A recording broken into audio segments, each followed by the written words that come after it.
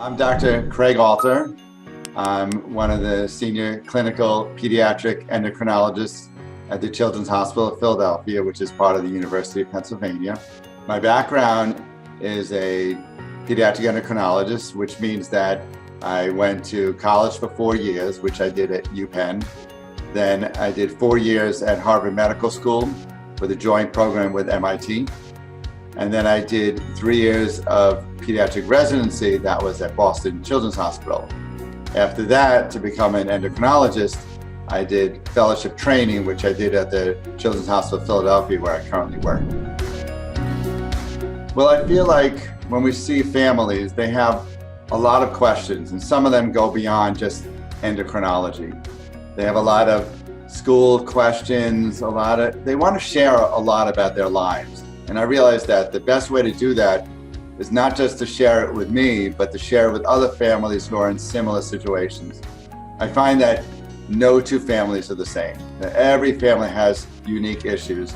At the same time, they do share a lot in common. And what better thing is it for a family to see that, wait, they have the same thing too. It's not just me. I think that's just a great experience. I know a lot of time when people see their endocrinologist, they go over laboratory studies, they look at the growth charts, the endocrinologist discusses changes in medication, but there's often not time for the families to get an overview of what really happens in the pituitary gland, what's missing, what's not missing. So I think this is a good opportunity to get the basics of what happens in the pituitary. At the same time, it's a great opportunity to ask more complicated questions about either diabetes insipidus, or about school, or about interacting with other kids in society. It's really just a great opportunity to get a lot of information about whatever your child has in the neuroendocrine system.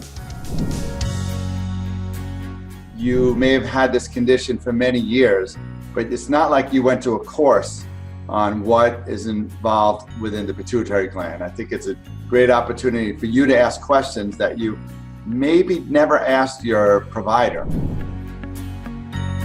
A little secret is that I learned a tremendous amount from these conferences. When families tell me that they're having issues with something, I don't always know that.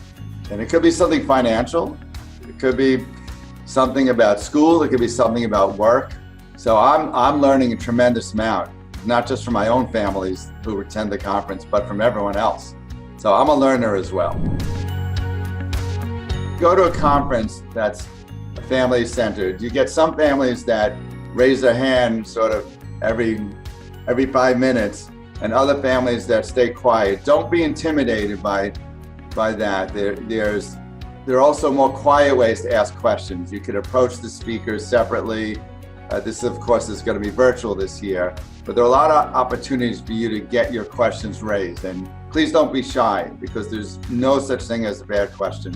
If you have a question, there's a high likelihood that someone else is thinking, I was thinking the same thing, not just the person who's raising their hand all the time.